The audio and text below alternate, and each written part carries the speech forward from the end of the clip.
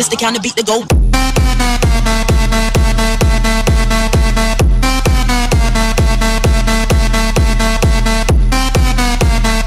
Fala galera, aqui quem tá falando é o Diamond. Eu vou ensinar para vocês como fazer uma máquina de poder. Vejam bem. Primeiro, vocês têm que antes de criar o mundo, vocês têm que apertar em Give. Aqui ó, Give, meu nome e a pedra 137. Aqui ó, vai aparecer ela, ó. Aqui ó, aqui ó, aqui ó. Viram? Aqui ó, vocês colocam ela aqui e escrevam um effect, mas eu esqueci, então vamos ver ali.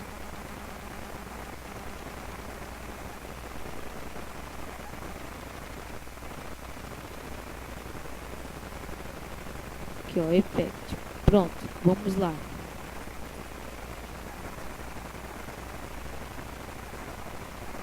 Aqui eu esqueci de falar, mas já tá pronto isso. Depois a gente vê. Aqui vocês escrevam effect, meu nome.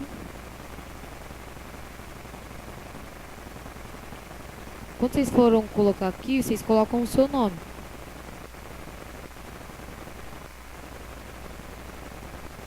Aqui 1, que é o de velocidade, e 10.000, que é infinito. Aí vocês colocam do 1 até o 100, que velocidade vocês quiserem. Vou colocar assim. Pronto. Aí agora aqui, pega uma tela. Botão.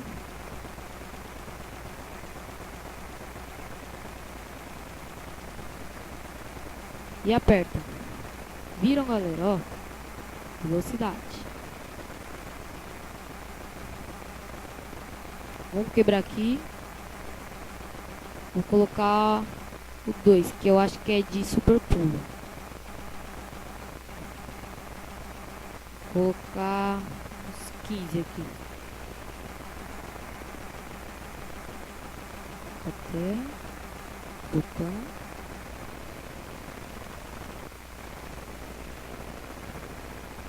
Não, esse daqui é de lentidão.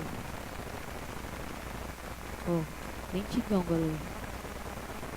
Estou lento, não consigo se mover. Não consigo. Acho que o de tomar um leite aqui.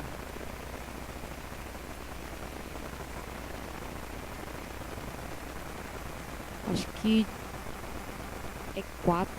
Vamos ver. 4.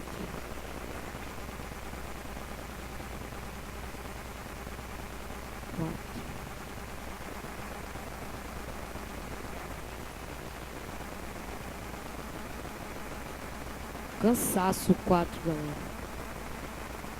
Ops. Cansaço.